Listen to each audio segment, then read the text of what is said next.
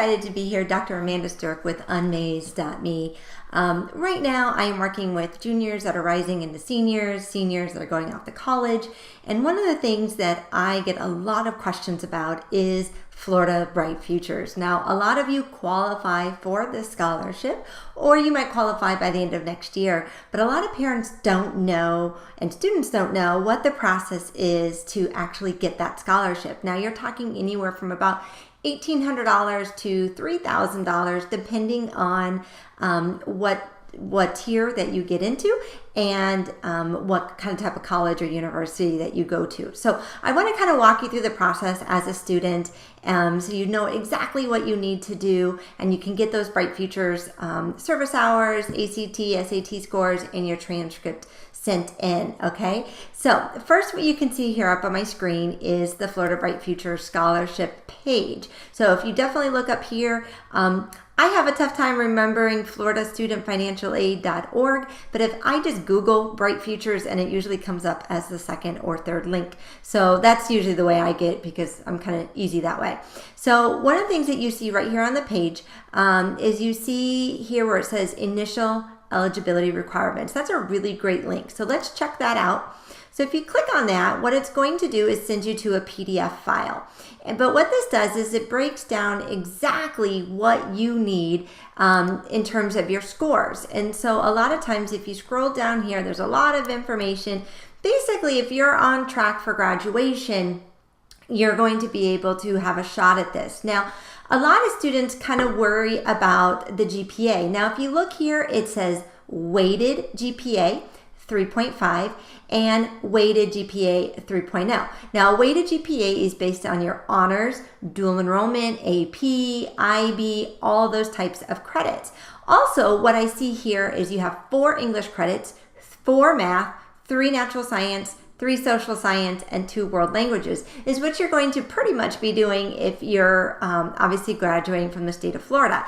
So what's interesting though, if you take more math or you take more social science, what they'll actually do is they will take your highest credits and your highest GPA from there. So a lot of times students actually qualify and they don't know it because they don't know what their weighted GPA is based on these core requirements. So on my Unmaze.me website, there's actually a whole article where I talked about your recalculated GPA and why that's so important. If you go under my workbook as well, there's a whole page on the recalculated GPA. Here, that's exactly what they're doing. They want to know how successful have you been in your core subject areas. Now, let's say you took 5 mathematics courses, because that's easy to do. Think if you had Algebra 1 as an 8th grader, you had Geometry as a freshman, Algebra 2 as a sophomore, then you have pre-calc and maybe you had statistics or so forth. So it's pretty easy to get those 5 credits.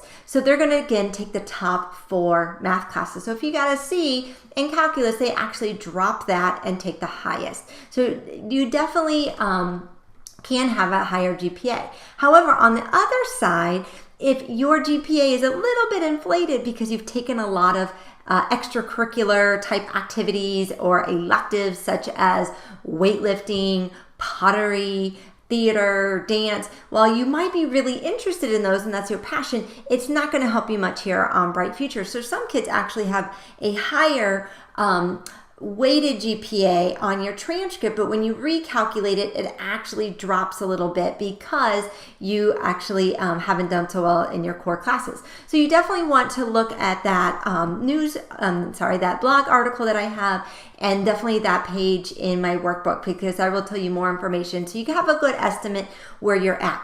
So what this also shows you is depending on the tier, and now each tier has different amounts of money. The FAS is about $103 per credit hour for a traditional university.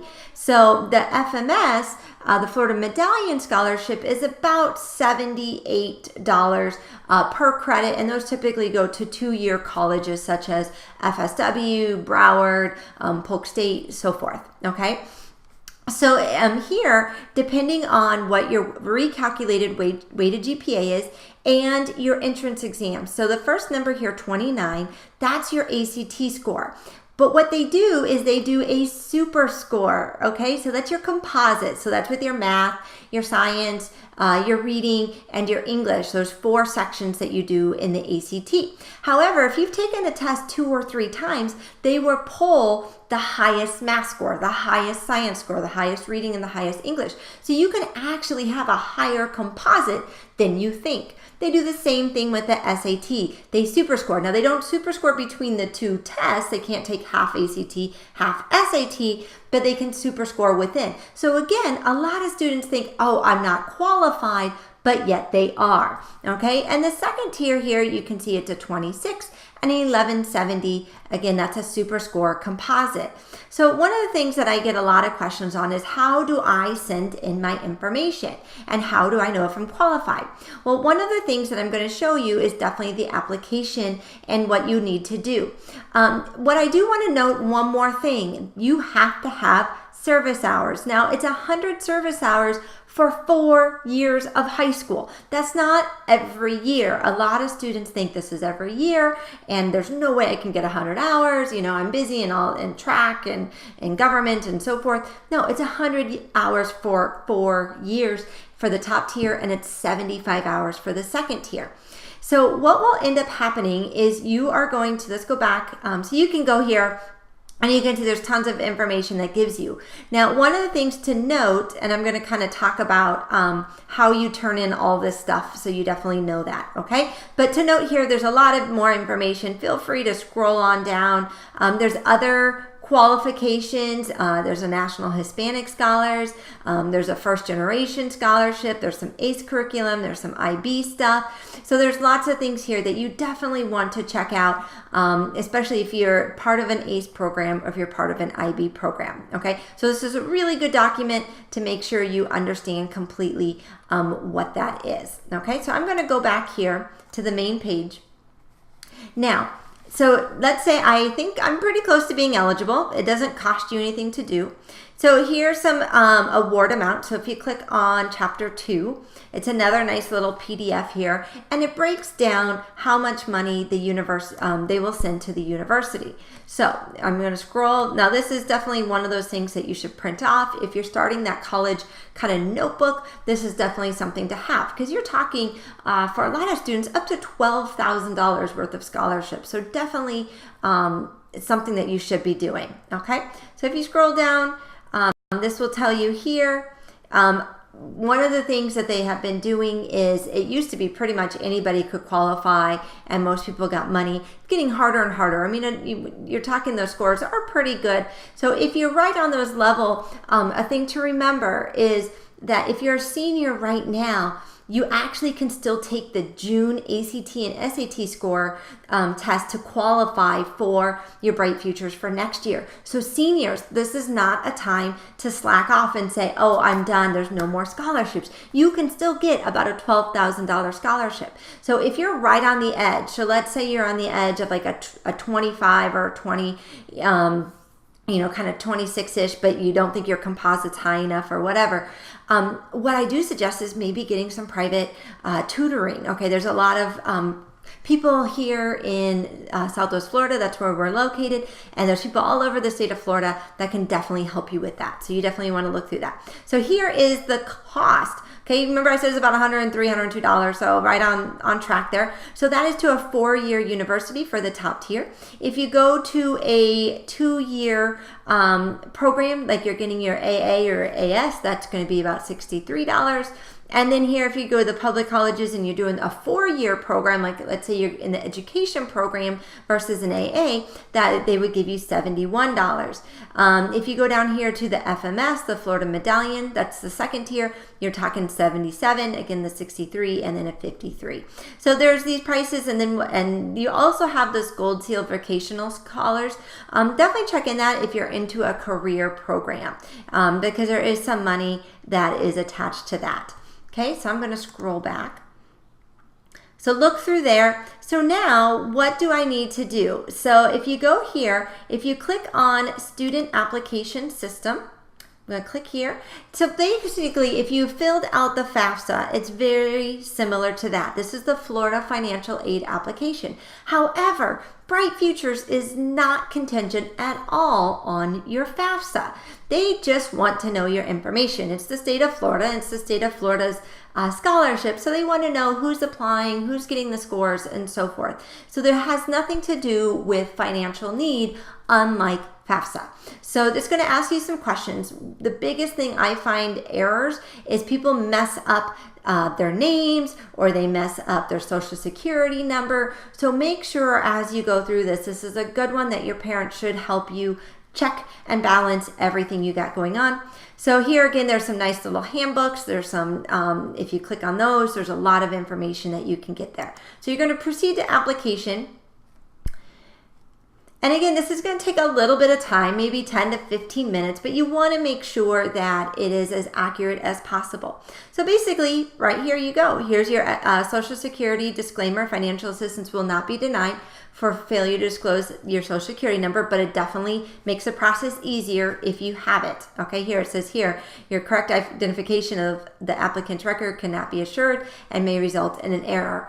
Okay, I had a student that actually graduated last year, and we're still trying to deal with, she has some errors with her Bright Future. So make sure that you get everything correct. Your date of birth, your name, it asks you about your racial identity, your phone number, mailing address. So you can just see there's just some information that you have here. That it will take you a few minutes, obviously, but you're going to scroll down and you're going to ask some additional information, and you're going to submit that application.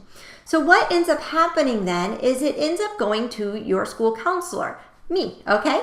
Well, not me if I'm not your school counselor, but your school counselor such as myself. And then what I can see is I can see a lot of different information about you. So your application goes in, and also what happens, for example, like the Lee County, which is where I reside, the Lee County on their district mainframe, they house all of your transcripts, all of your ACT and SAT. They do a mass upload to this state system. And the computers that be will start pulling your information, and kind of naturally it happens. So what I'm going to give you an example here. Now you're not going to see the student's name, but let me find it here. Okay, this is not, there's no indication of who the student is, but this is basically the review that I see as a school counselor. So one of the things I see right off, I can see her average ACT composite scores, and I can see her SAT scores. So definitely this student qualifies for the top tier FAS scholarship. Okay, so about $3,000.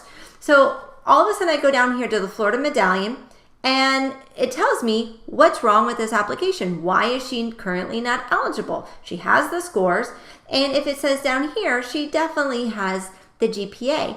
Right here, she's missing her service hours, okay? And you can see here, your service hours, the student has listed 0. So how do your service hours and everything go up to the system? Remember I said the districts will send in your transcript to be analyzed, and they will send in your ACT, SAT score. So you do not need to do those things.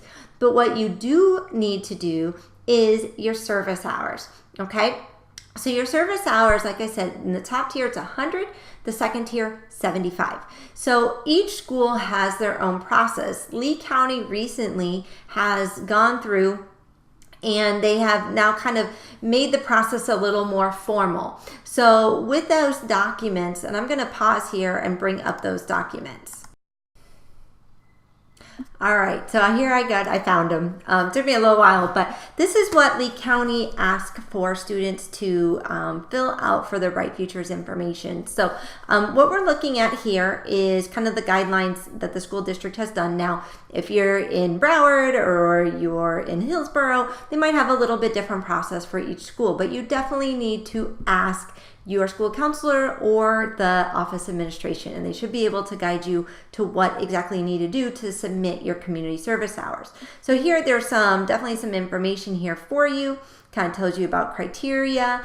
Not working for your dad over the summer and not getting paid does not mean that's volunteer work. So one of the things that you need to make sure, and this can start as a freshman, okay? So if you're coming in as an 8th grader and you're going to be a freshman next year, you can start this process. So what you need to do is you need to get prior approval to doing your volunteer work. So what's going to happen is you're going to scroll down here and you are going to fill out this document. Basically, you're going to propose what you're going to do. Are you going, and it's just a description. Students are required to develop a plan for personal involvement in identifying and addressing a social, civic issue, or professional area of interest. Please write or type this plan in the space below or attach the document to this form. Okay, so you're going to write a paragraph or two and say, you know what, I'm going to work for the Humane Society. This is what I'm going to do. And so then you're going to take this into your school counselor, and your parent's going to sign it, and the school counselor or whoever in the school will sign off on it. Then what you're going to do is, once you say you're going to the Humane Society, you're going to go to the Humane Society and you're basically going to get approval from them saying, yes, Amanda is going to be working at the Humane Society, and I agree that I'm going to, here it says, you guys will agree on a schedule, you're going to document their attendance, and you're going to provide any appropriate observation or training. And at the end of it, they're going to have to provide a letter that states how many volunteer service hours that Amanda or that student has done. Okay, so the student needs to take this into then, they're going to sign it, the parent's going to sign it, and then the site supervisor at wherever you're doing it. So whether it's at the wolf sanctuary, whether it's at, you're feeding the homeless or whatever, they need to sign off on it, put the address, and then you're going to bring that back to your school counselor as well and get a last signature. Once you have completed your community service hours, now my suggestion is universities really like longevity. They'd rather you see 100, 200 hours at one or two places versus 5 here, 5 here, 5 here. And because there's some more extensive documents, I would suggest if you can get those hours in at one or two places, it's going to minimize how much of this documents you're going to need. Okay, so for example, if you're doing something with like the Key Club, well, maybe then the Key Club person could sign off on it and you can list all the activities so you don't have to do it for every single little thing that you do if it's 5 hours, and so forth. Okay.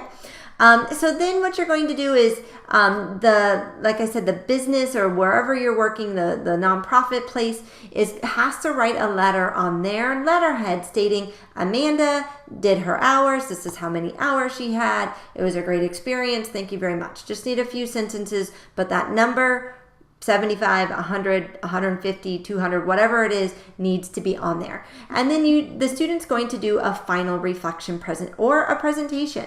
So maybe there's something you have to do for class, but you're required to reflect on that volunteer experience through a paper or presentation, and then you provide that document for a final review. Okay, then those hours will be submitted through your school through the district mainframe. So now all these pieces of information comes together. One, you have your application, you have your ACT, SAT scores, you have your transcript has now sent in, and now you have your community service hours.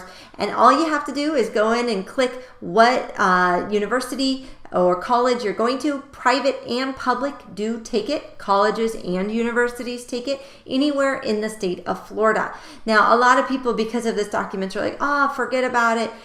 I mean, you're talking almost $12,000 for 3 pieces of paper. Okay, you guys have done so much work, so many things. You really should get this done. Right now, there's a law going through the state legislature that they're trying to add more money, especially to that top tier, maybe full tuition to different universities here in the state of Florida, trying to keep those good students in the area. So that's really kind of your down low here for the Bright Futures. Definitely start working on it, whether you're a freshman, sophomore, especially as a junior, senior, you still have some time, but you need to get those last ACT, SAT scores in and make sure that your service hours are submitted so you can get that scholarship. Again, if you have any questions, I'm going to have this all up on my blog, unmaze.me, and I also have a nice course on my Thinkific page that actually walks you through all the different scholarships that you can receive besides just Bright Futures. We'll talk about local scholarships, national, federal, institutional, everything. So hope you enjoyed this YouTube video for today. If you have any questions, feel free to email me, astirk@unmaze.me. And it's so glad to have you here today. You take care. Bye-bye.